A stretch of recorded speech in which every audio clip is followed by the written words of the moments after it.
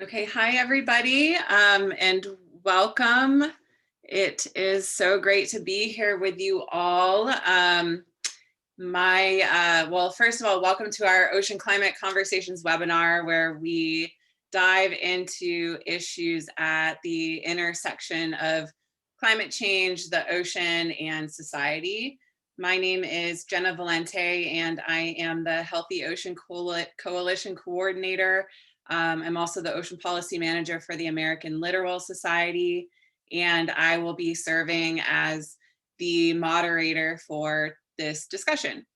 So tonight, I say tonight because I'm on the East Coast, but wherever you are in the world and whatever time it is, we will be joined by I think the way that you all can see it, maybe you only see our presenters. So I was going to tell them all to wave, but maybe we'll just do that anyway. So you can see who is going to be speaking this evening. So tonight we're going to be joined by Sarah Winter Whelan, who is the Executive Director of the Healthy Ocean Coalition and the Ocean Policy Program Director for the American Littoral Society. Allie Chase, who is a Senior Policy Analyst for the Natural Resources Defense Council, and Lance Kittle, who is the Associate Director for the Inland Ocean Coalition. And in just a moment, they will be guiding us through a conversation about how the Biden-Harris administration is already taking action on ocean and climate issues during their first 30 days in office, as well as sharing actions that they've set in motion and opportunities for all of us and stakeholders and people who care about the ocean to weigh in. But before I do, I will just note that many of you are placed on mute, and that is to avoid any sort of background discussion and distractions. So we encourage you to stay on mute throughout, but participate by adding questions and having conversations using the chat function. We will be monitoring that and trying to be as responsive as we can be. We are also recording this conversation, so we will send this around to you all following the event if you'd like to watch it again or share with folks that can't make it. And then we will have a Q&A session following all of the panelists sharing their insights and their updates. So should you prefer to ask a question to the panelists yourself, there should be an opportunity to come off of mute and do that. So with that, I will pause and I'll actually hand it over to Sarah to share an overview of the first 30 days of climate action in the Biden-Harris administration. Hi, everybody. Can you hear me well? Other panelists? Yeah, I'm seeing some head nodding. Okay, good. I just want to make sure, you never know. Technology has been a bit wonky lately, so I would hate to just start talking and have no one hear me. All right. So like Jenna said, hi, my name is Sarah Winter Whelan. I help run the Healthy Ocean Coalition with Jenna. I also am the Ocean Policy Program Director at the American Littoral Society. I'm really excited to spend about 10 minutes, if I have timed myself correctly, to just talk about some of the initial actions that the Biden administration has taken to tie climate change and the climate crisis and the health of our ocean together. There's actually a lot to talk about, so I may miss some of the things that you find really important. If I do, feel free to put that in the chat. My plan isn't to try and go through everything. My hope is to highlight what I see as some of the most promising and exciting pieces that have come out of the first 30 days of the Biden administration so far. So let's see if I can get us started on our journey. So as we all know, Joe Biden became our newest president on January 20th, which we're happy about. But ocean policy didn't start with Joe Biden.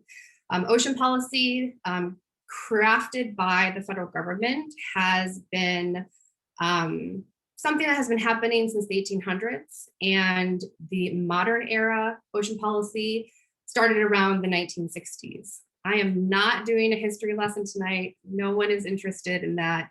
But I will show you this quick timeline of US federal ocean policy, just so you can get a sense of the scope of things that have been happening in the ocean policy world over, the last 60 years or so. I think what's important to note, and the reason that I show this timeline, is that what worked in the 60s doesn't necessarily work in our warming world. And ocean policy has to be much more closely tied to both climate and environmental justice to really help us tackle the big issues facing our blue planet. So my hope in the next couple minutes is just to lay the groundwork for our webinar by highlighting some of the issues and actions that we think will help us toward that goal tonight. And I'm excited to say that there are quite a few. So yes, on day one of the Biden-Harris administration, the White House took immediate action to begin rectifying some of the harm caused by the last administration. And I'm going to highlight a couple. The first one is, of course, that President Biden committed us to rejoining the Paris Climate Agreement, which became official on, I believe, the 19th of this month. So just a couple of days ago. So yay. That's really important. It is our signal to the world that we are taking the climate crisis seriously and we are ready to be at the table again. The other piece of the day one actions is that President Biden signed this executive order. Let me make this a little bigger for a minute. So he signed this executive order that initiates the rollback of numerous harmful environmental decisions made during the Trump administration. So specifically, it jumpstarts a bunch of quick action that are obviously going to take some time to bear fruit. But it does help to tackle the climate crisis in several ways. So one big way is the executive order directs the federal government, so the agencies and offices, to immediately start reviewing and take appropriate action federal regulations or executive actions that the past administration took that were harmful to the environment, unsupported by the best available science, or, and here's a pretty big one, otherwise not in the national interest. That's a pretty big latitude, I think, that it gives agencies to look at some of these bad actions that happened in the last administration. For those of you who might be interested in seeing a list of some of these agency actions, there is a list. We're happy to share that during the webinar and also in the follow-up materials. What I want to do is walk through 5 of what I think are some of the biggest things to come out of the executive order, in addition to this sort of big review of agency actions. One is that it immediately calls for a review of the boundaries and conditions of some of our national monuments. So during the Trump administration, some of our national monuments, both land and marine, were had their boundaries or some of the protections reduced. And so, for instance, the Northeast Canyons and Seamounts Marine National Monument had some of the protections rolled back. And so what the executive order does is starts a review to hopefully put back those protections. So that's really important. Another thing that this executive order does is reestablish the interagency working group on the social cost of greenhouse gases. It also directs the issuance of interim social costs of greenhouse gases. This is really important and is tied to the ocean in the sense that it's going to help the federal government see what the social cost of inaction is and take into account things like climate risk, which specifically calls into the ocean, also environmental justice and intergenerational equity. So we're really starting to see in some of these actions a tie between not just sort of ocean policy, but how ocean policy and environmental justice, and climate change are all starting to be rolled together. The next thing that this executive order does is reinstates higher construction standards on buildings in flood zones that's built with federal money. And that's really important. It was a standard adopted by the Obama administration and revoked by the Trump administration. And it's important because the federal government has a lot of assets that sit in flood zones that are very vulnerable to sea level rise by the ocean. So that's another tie into ocean policy. Another thing the executive order does is it reinstates past presidential actions, mostly the Obama administration. So one thing it does on energy is it takes off the table Arctic waters in the Bering Sea from offshore oil and gas drilling. So that's really important, takes them back off the table. Then it also reestablishes a northern Bering Sea climate resilience area.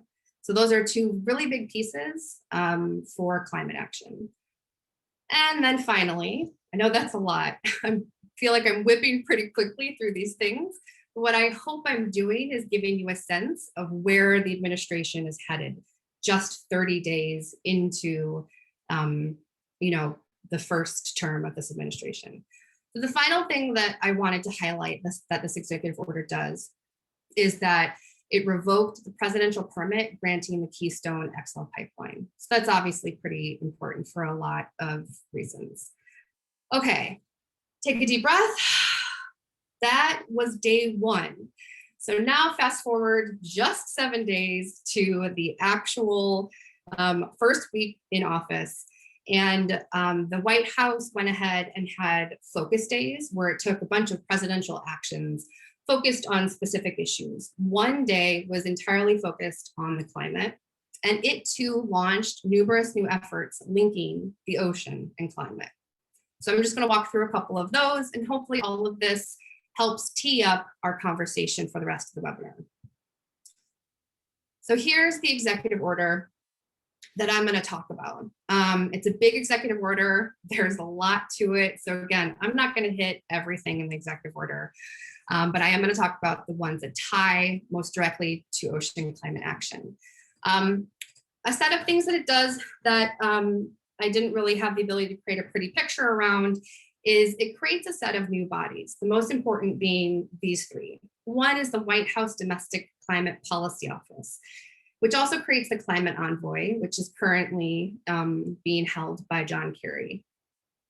This is an important new role and also signals to the international community that we are serious about climate change. Another thing it does is it creates a national climate task force to be led by Boston native, Gina McCarthy.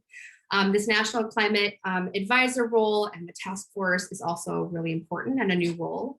And then the third body that it creates is the White House Interagency Council on Environmental Justice, which hopefully ensures that environmental and climate justice is a centerpiece for this administration in the federal government's response to climate. Okay, so we're going to talk about what else is in this executive order to tackle the climate crisis at home and abroad. One thing that we're going to take a bit of time to talk about with our friend Allie Chase is President Biden's commitment to the goal of conserving at least 30% of our nation's lands and ocean by 2030.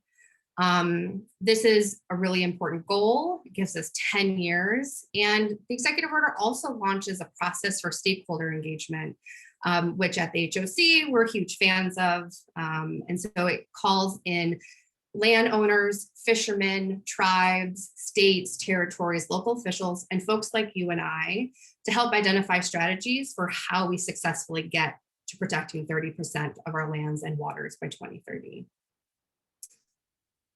The next thing I want to talk about is around energy in the executive order. So this executive order pauses new oil and natural gas leases on both public lands and offshore waters.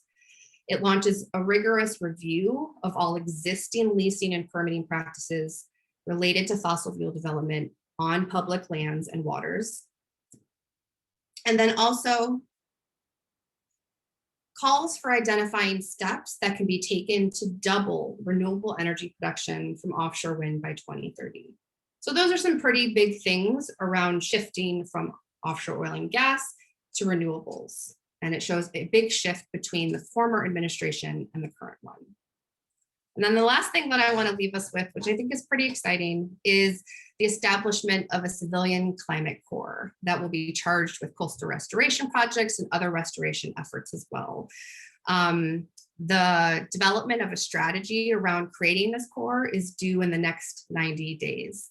And this picture here is actually a lookout built by the original Civilian Conservation Corps out on the Oregon coast, looking out at the Pacific Ocean.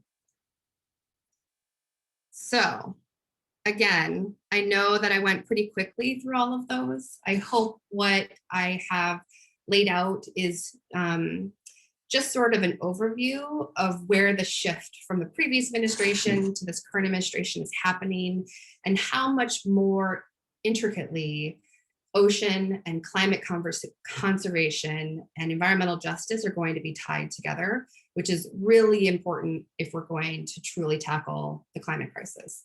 And I'm gonna stop there and turn it back over to you, Jenna. Thank you, Sarah. And I apologize if anyone sees me like getting tugged at over here. I have a rambunctious puppy who's broken her way into my office and is frustrated that I am on a Zoom call. So if we have any questions for Sarah, we could take one or two right now. Feel free to put them in the chat, or you might be able to raise your hand on the webinar function. So I'm going to monitor that. Otherwise, we will move to Allie. And again, we have time set aside for some Q&A with the panelists at the end as well.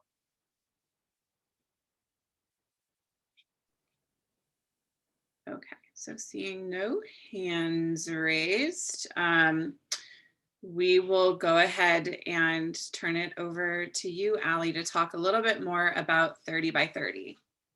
Sure, I'm happy to. And if at any point you can't hear me well, just wave or shout and I'll figure it out.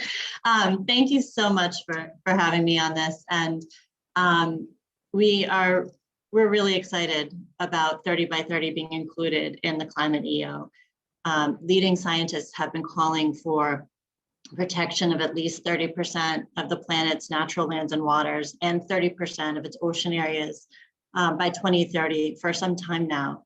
And that concept, 30 by 30, is more than just this bumper sticker. I mean, it is a way for us to sort of change how we are dealing with nature and to put the protections in place that we need for our planet. So we're really excited to see it in the climate EO. And having it in there really sets a target for us to achieve more protections in nature that are going to help ensure a healthier climate, but are also going to help address the world's biodiversity crisis. These issues really need to be addressed in parallel to make the changes that are necessary. When you protect natural ecosystems, it's very simple in some ways, but it's really powerful because it's helping fight climate change right off the bat. You know, another way to look at, a tree or a forest is sort of like this packaged climate mitigation tool that's just there from nature, wetlands. And it also allows areas for wildlife to recover from a lot of the stresses that they are under right now. That's going to help preserve biodiversity. It's going to strengthen their resilience in the face of climate change.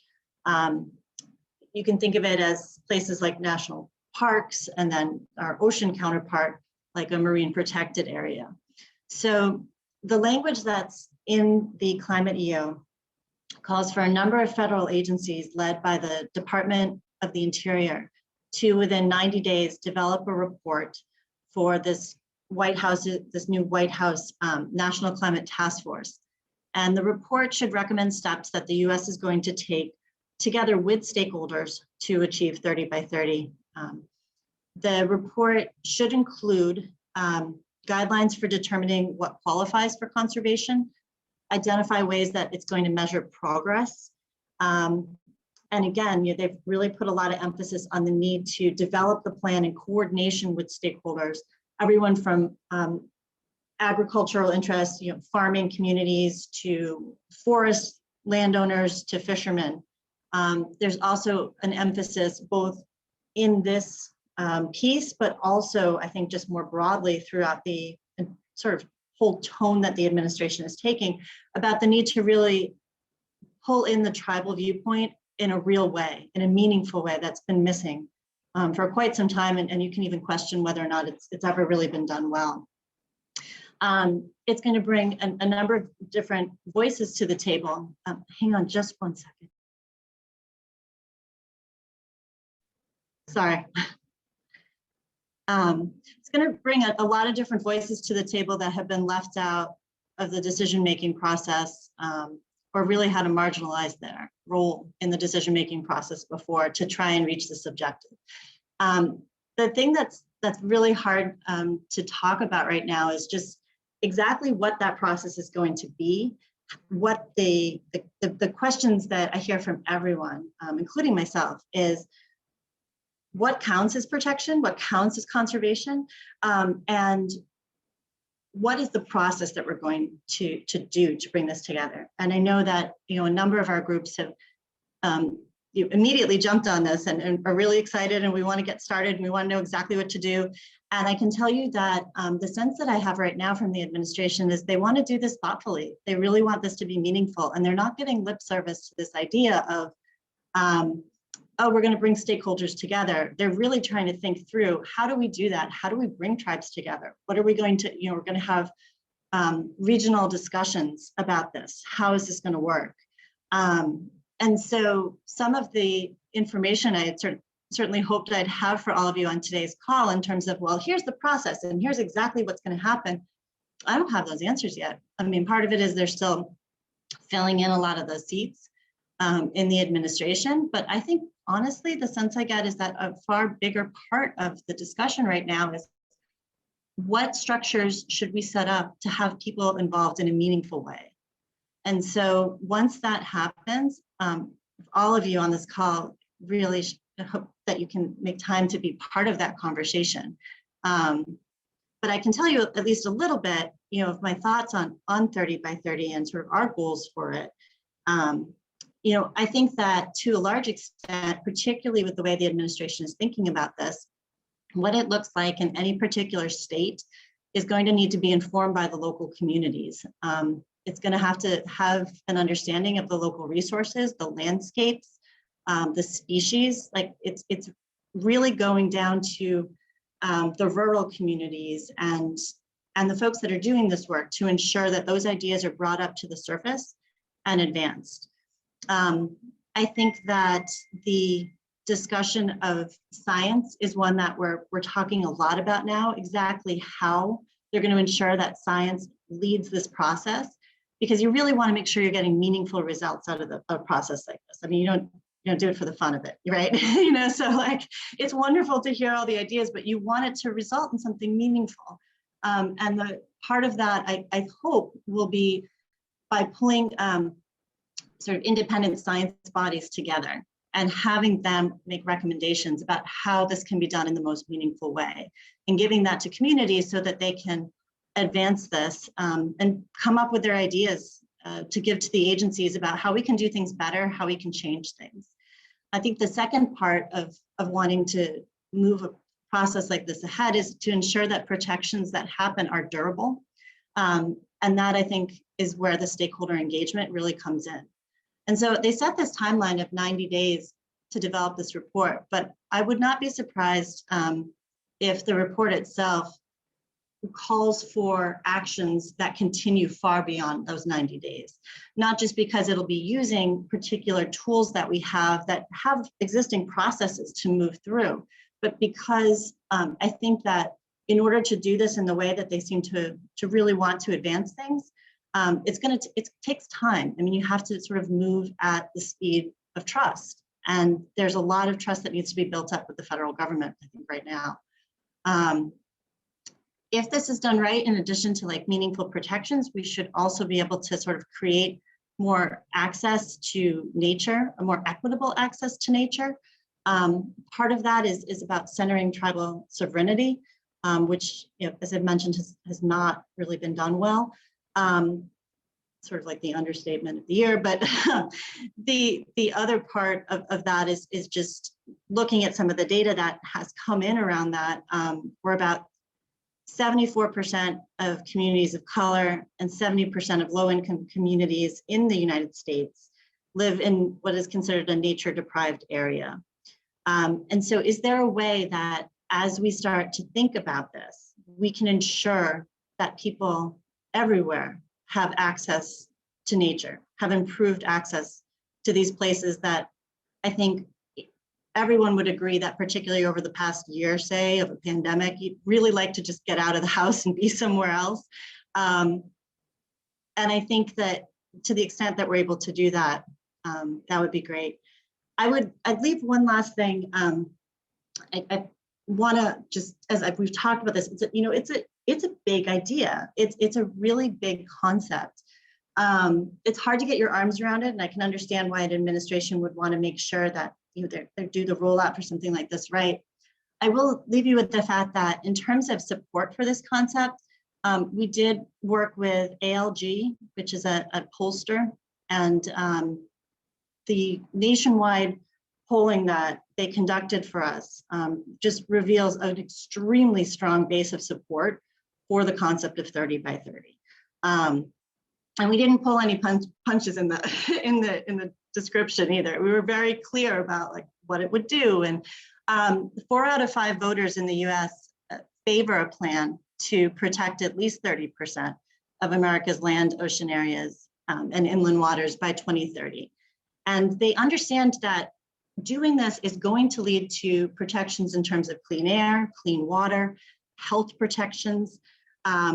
It is also going, they believe by a ratio of 2 to 1, that it's going to be good for the economy because they've seen what happens when we don't take care of those resources and how expensive it is to get out of those holes. So there's just overwhelming support for this concept. And I think that, as we roll this out, that's just a really helpful thing to remember, because there are folks and different corporations that may not want to see some of these changes happen, but there is a huge public base of support for seeing additional protections for nature and an understanding of what that's going to mean for them and their families and the future that they're leaving to their kids. Thank you, Allie.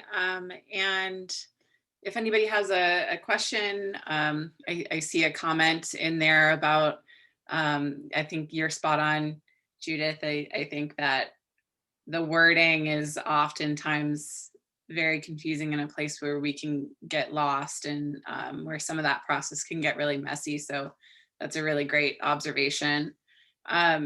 Allie, is there a place where people can explore that data or a way that we can share some of that, some of the polling that you all did, like some of the results of that? Yeah, I'm happy to send you sort of a brief takeaway from the nationwide poll.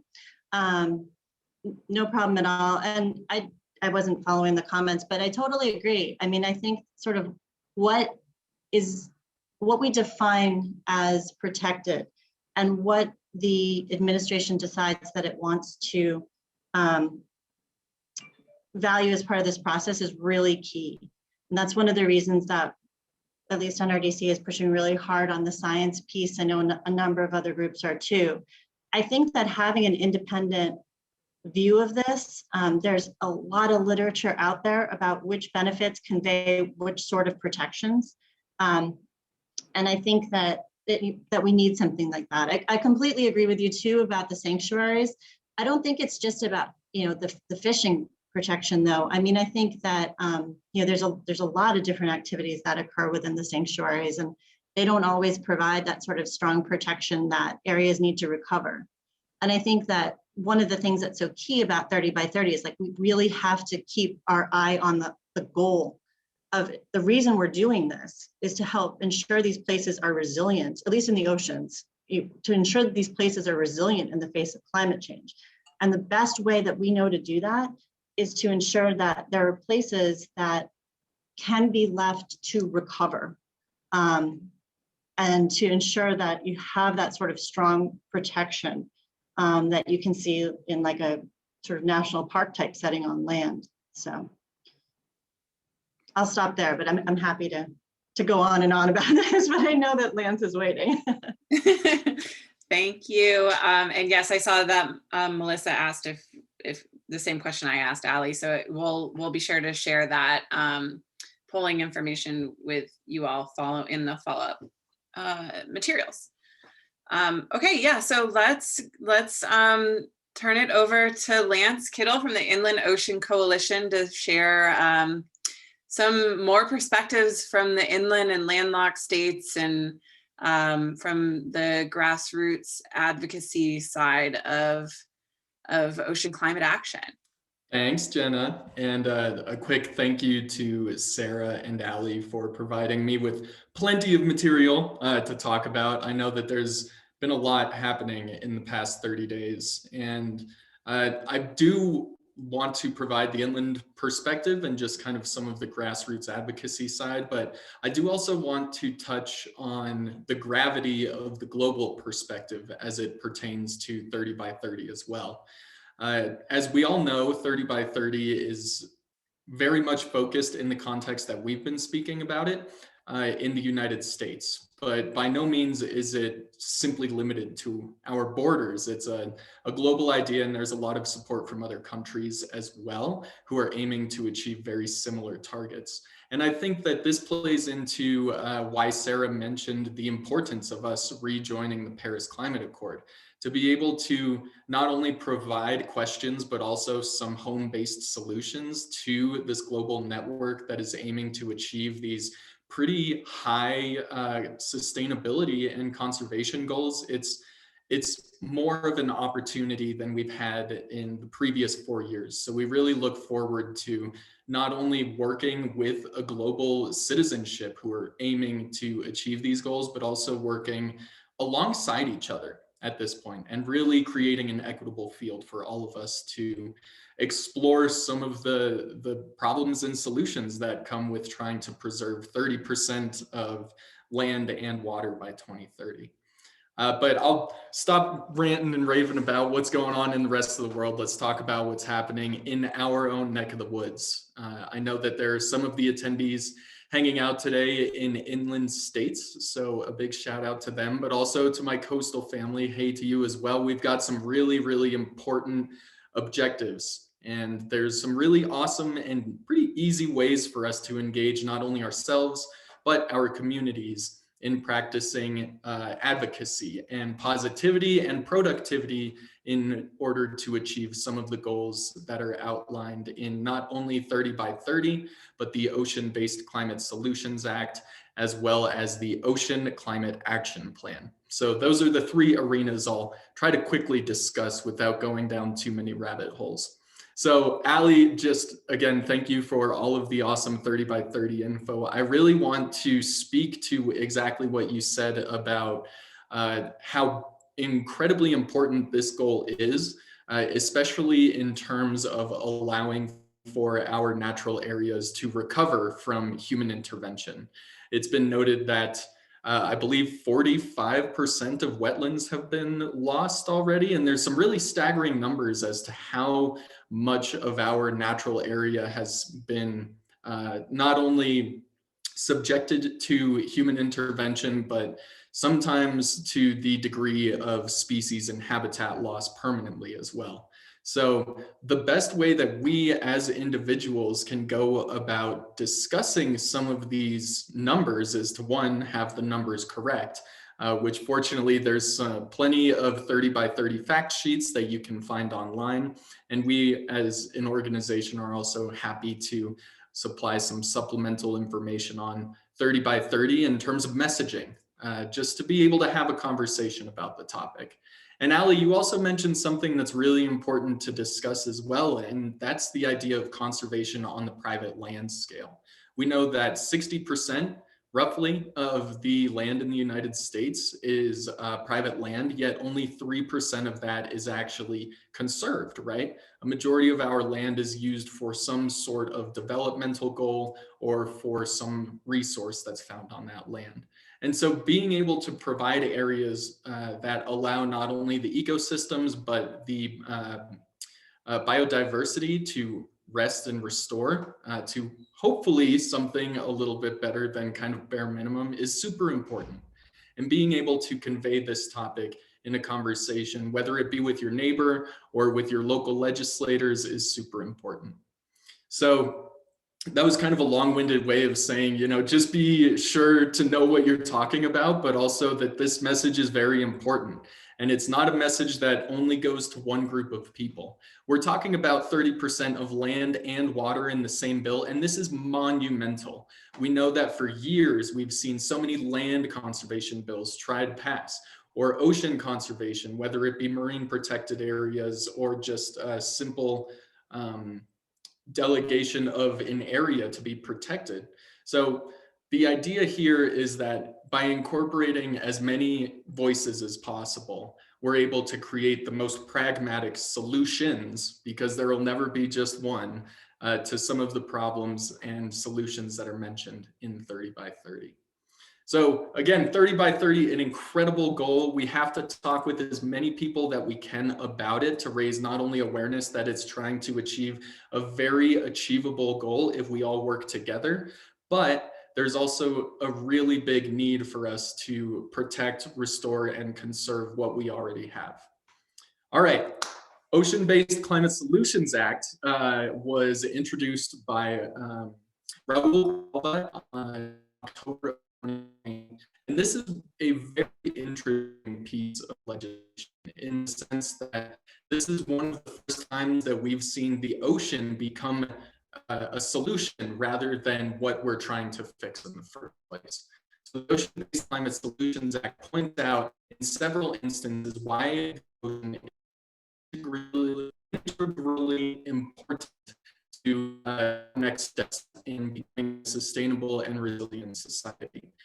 Not only looking at carbon capture, so this is where this kind of global perspective falls into place again. When we discuss the ocean as a solution, we have to look at it from a global perspective and understand that while we aren't the only ones affecting the ocean, we can be the first ones to prove that it is a solution to climate change. So a lot of working in the Ocean-Based Climate Solutions Act has broken off into several spin-offs.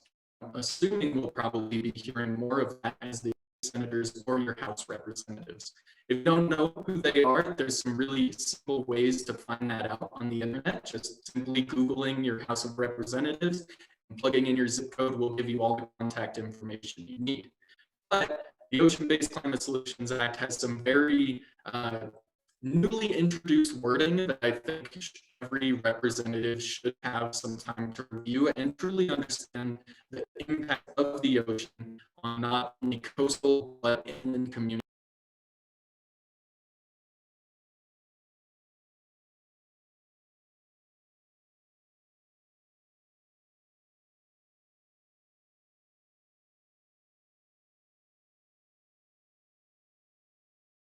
Did that, Sarah. But I just want to quickly mention the Ocean Climate Action Plan as well. And the Ocean Climate Action Plan, in a very brief nutshell, introduces the importance of building a sustainable blue economy to the United States, whether that be bluifying our ports and ensuring that our fleets are running on something better than very, very crude oil, or trying to enforce the sustainability of a fishery, which I know has already come up in conversation in the chat. So the Ocean Climate Action Plan is going to introduce the ocean not only as a solution to climate change, but as a very viable economic value, which I'm sure many coastal states are already aware of. Now, as an inland state, your best chance at advocating for this blue economy is, again, mentioning the importance of the sustainability and resilience of our oceans to your legislative leaders. Being able to provide messaging that paints a clear picture of how sustainable seafood beneficially impacts an economy. looking at how much oil is spilled or is released from ships that are running on extremely crude oil every year.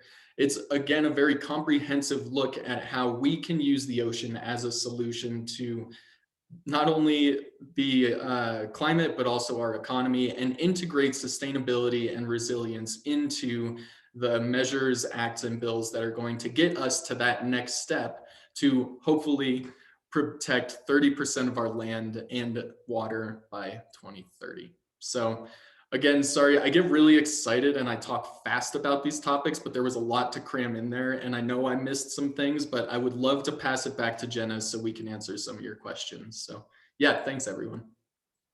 Thank you, Lance. And I apologize if anything distracting was happening with my video going off. My internet decided it also wanted to cut out. So classic Zoom tech failure when you need it. But anyway, I am back. So if there are any questions for Lance, you can go ahead and pop them in the chat, but we actually are going to move right into opening it up into an entire Q&A for the panelists as well. So we'll give it like a second for specific questions relating to inland, ocean and inland stuff. And then if not, we'll go right into a discussion with the panelists.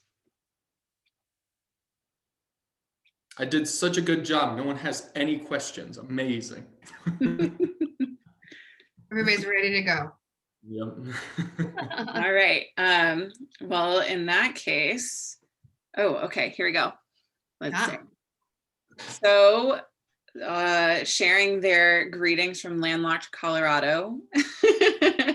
Are there any places to look for jobs, internships, or volunteer opportunities related to all of the things that you covered? Absolutely. So Kirsten, I definitely encourage you to reach out to anyone at the Inland Ocean Coalition. I could easily direct you to a couple of places that we even have some opportunities for discussing some of what we talked about today. So feel free to reach out. In terms of other places, I don't know if I can provide a specific place. I would just encourage you to take a look at some of the organizations who are working pretty closely with these legislation acts and maybe just signing up for their newsletter. That's actually that's how I found my job, to be honest. So newsletters go a long way, and there's always a lot of really awesome information included, but feel free to reach out to me. I'll pop my email in the chat actually, and I can point you in some great directions.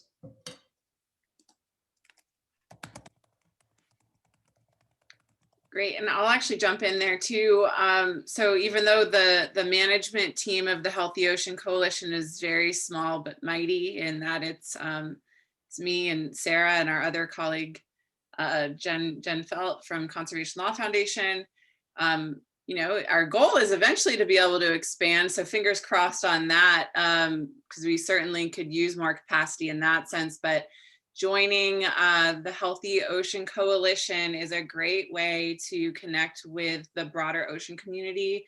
We have about, we just over 200 members from all over the country, representing a really broad range of interests. And, you know, we're always trying to stay in touch with one another and sharing job opportunities and yeah, so I think that would be another great way to do that as well. And I can share my contact information and how to sign up for the Healthy Ocean Coalition as well in the chat. And I see that Michael Gravitz shared another opportunity there, which is great. So if you're listening to this and you know of some great resources, please pop them in the chat too, because that'd be really helpful. So are there other questions? If not, I have a couple that were submitted by people who registered, and some things that I'm also curious about. All right, so The first one that I'm interested in, I'll leave it open for all of the panelists. Maybe just, I mean, there are only a few of you, so I think we can just kind of indicate if one of you wants to jump in. But how do we, as grassroots advocates and people that care about the ocean, get members of Congress to be more aware of ocean issues?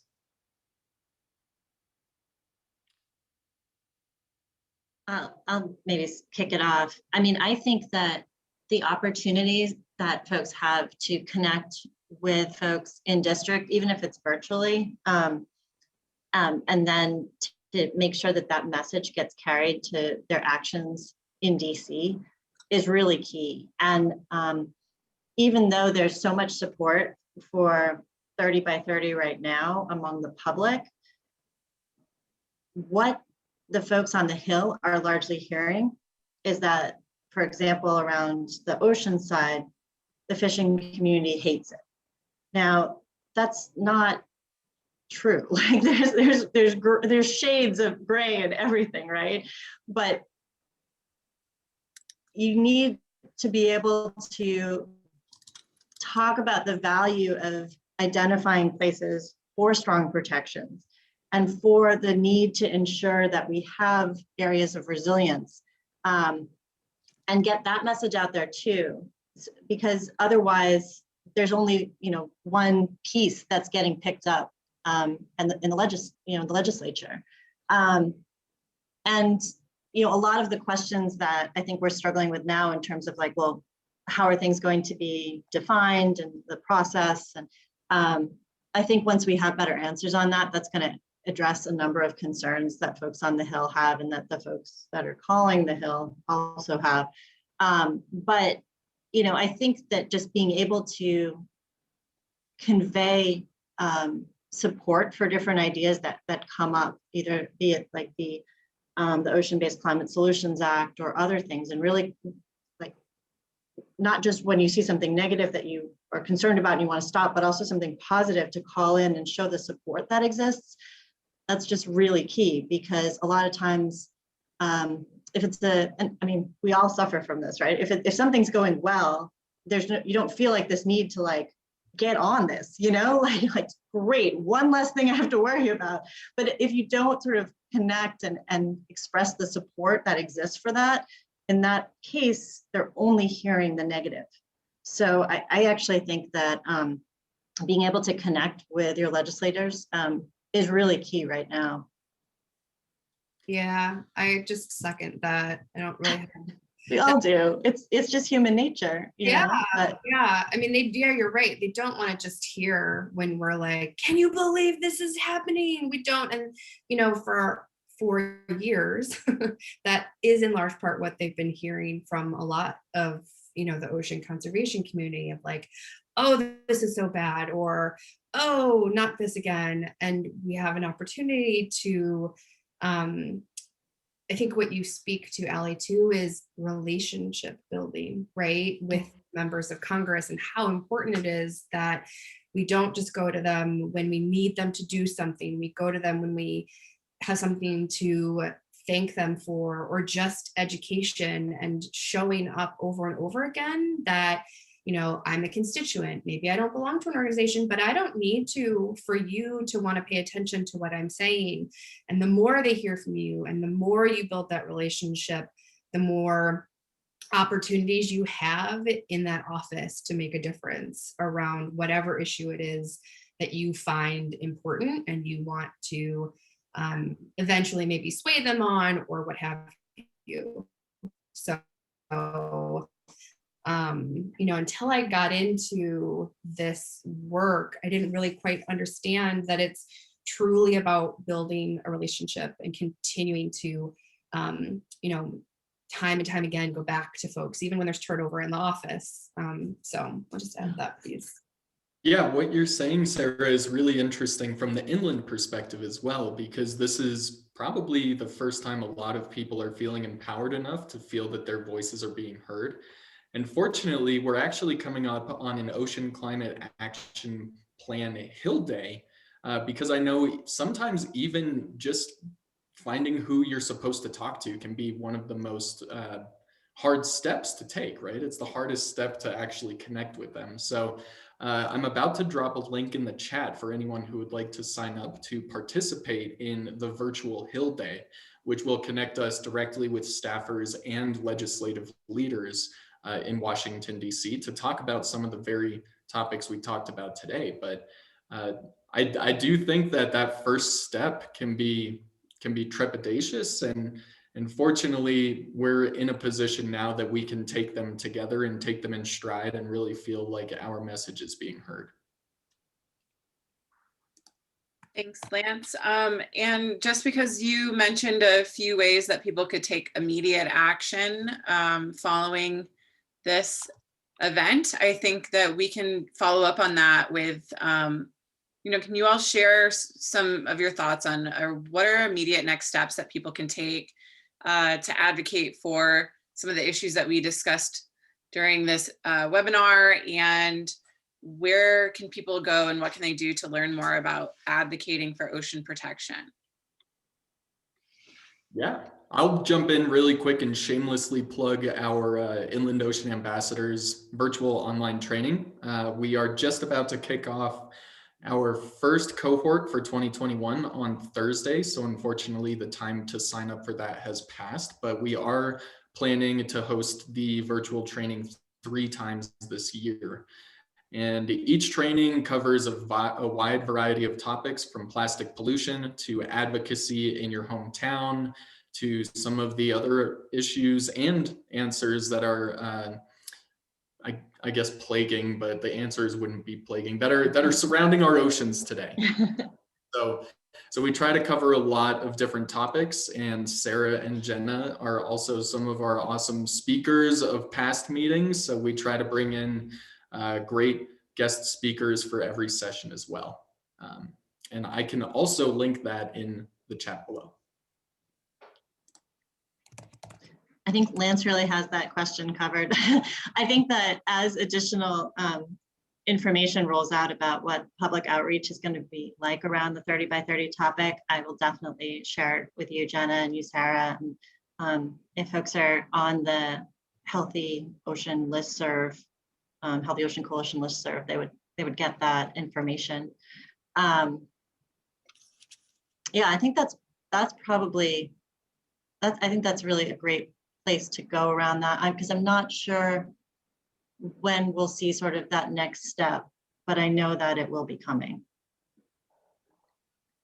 Yeah, I think that it's going to be really interesting to see. I think that, I think that question is really great, and it's not premature to think about it, but we're like sitting on the cusp, I think, of a lot of engagement that we're going to have the opportunity to do this year in ways that we haven't in the last several years. And it makes me think of the time, I've been doing ocean policy for a while now. And I remember when President Obama created the first ever national ocean policy, and there were these, obviously courage. And I think that we've all seen that over the last year, how we've shifted engagement and education to the virtual space. We're gonna have to do that for a while, right? The Inland Coalition training is online. The HOC's advocacy training is online this year. But there's gonna be these opportunities to make real change, to engage decision makers in ways that we haven't had. And so I'm really excited, because I think that, just the ability to have a broader conversation with folks who probably haven't been able to advocate in the way that we used to is exciting. And it's gonna, I think, give communities an even platform to raise their voices around what conservation looks like for them. Municipalities, whether they're on the coast or they're inland, of what protecting different ecosystems looks like to deal with climate. So I'm really excited about what the opportunities are going to look like, and they're coming. So stay tuned is what I would say, I think. Thank you, Sarah. And because you mentioned our Healthy Ocean Coalition advocacy trainings, typically we host those retreat style, really fun event twice a year.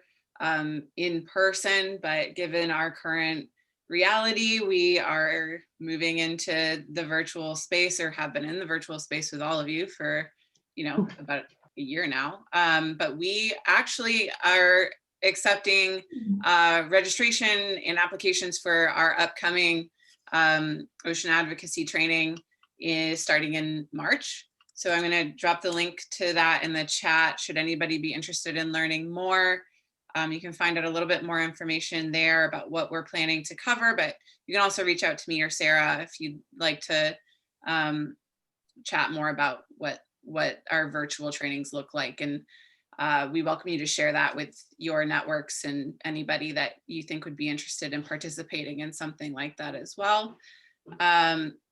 Also understanding we've dropped a lot of resources into the chat. I will be collecting all of these and including them in a nice follow-up email, so it will all be in one place. So I did notice that Debbie asked one more question. I know we're coming right up on 7, but I saw that she mentioned Dr. Wallace J. Nichols, who I find to be a personal inspiration. I think he's wonderful. But she was wondering, or they were wondering, if any of you have read Dr. Nichols' book, and if so, how are each of you trying to educate the general public on protecting the ocean or preserving species? And just, I guess, a general, I'm sorry if I'm totally not asking this question the way that you intended to, Debbie, but how are you all working to educate the general public on ocean protection? I can go quickly. I have not read the book, but I did write it down. So I'll be checking it out to see what that is. Thank you for bringing it to my attention. Yeah, I'll just kind of chime in here real quick, Debbie, as well. One of the biggest lessons that Wallace teaches in Blue Mind is the connectivity to the emotional state and our kind of feeling of well-being and how the ocean affects that. So in our ambassadors training, we discuss the 6 heart-wired frameworks on how people love the ocean, how they connect to the ocean, whether that be through a faith-based perspective or whether it is the calm, peace, and tranquility perspective. Our biggest focus is to show people that you connect to the ocean even if you've never been to the ocean. So by using those heart-wired frameworks, we're able to not only help people paint their own picture, but to also create those connections which give them a reason to care about the ocean, again, even if they've never seen it. So that's the main way that we work on that. But yeah, Ali, if you read that book, you're going to really enjoy what he says. He's got some great points and perspectives that he brings up. Yes, that is such a great book. I really appreciate the question, actually. I remember a long time ago when he was doing lectures around, I don't even think he'd written the book yet, but he gave out blue marbles, right, to everyone who attended these lectures about the ideas, I think, that then became the book. And so I definitely am familiar with it. And I think that I think it's so important. And I think that this last year, and how, I think, Ali, you mentioned it earlier in our panel, but how the last year has really taught a lot of us how much we rely on nature for our cognitive, emotional, physical well-being. And that, this last year has really highlighted that even more. And so I think that, like Lance said, I try to, infuse my advocacy and my education in that, right? Not just the benefits, the food benefits that we receive from the ocean, but the mental and cognitive benefits that it brings to us as a species and how much we rely on it. So yeah, great question. Yeah, thank you so much. And thank you for including the information if anyone's interested in learning more and attending the annual book club. Debbie was so kind to put in some more information about how you can learn more about that and attend. So thank you. So seeing that we are 2 minutes over, I feel like that is a good way to wrap up in these beautiful thoughts that you all shared about our connection to the ocean and how it sustains us so we can continue trying to sustain it. I, again, will pull together all of this information for everybody, and we'll be in touch shortly with a follow-up email that will also include the recording of this. And a big thank you to all of you for spending some time with us tonight. I know that our attention is pulled in many different directions right now, and I think mainly that direction is to our screens and to our computers. So for you all to carve out an hour or so of your time to spend with us today means more than you'll ever know to me and Sarah, and I'm sure the rest of the panelists. So we are really grateful for you, and we hope if you're not already connected with us through our work, that we can stay connected following this webinar. And just another huge thank you to the panelists for sharing tonight. So my gratitude to all of you, and I hope you have a lovely evening, and we'll be in touch soon.